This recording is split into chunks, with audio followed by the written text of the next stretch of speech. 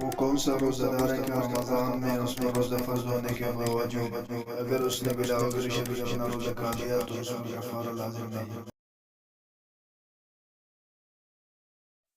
वो कौन सा रोज़ादार है जिसका रोज़ा खाने पीने के बावजूद नहीं टूटता।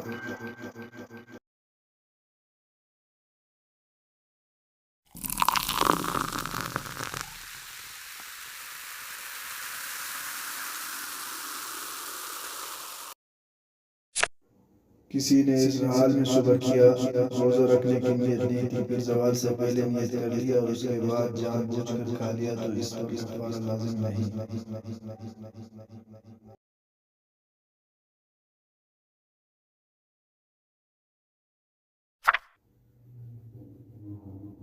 जो रोज़ेदार भूल कर खाया पिया तो उसका रोज़ा नहीं टूटता।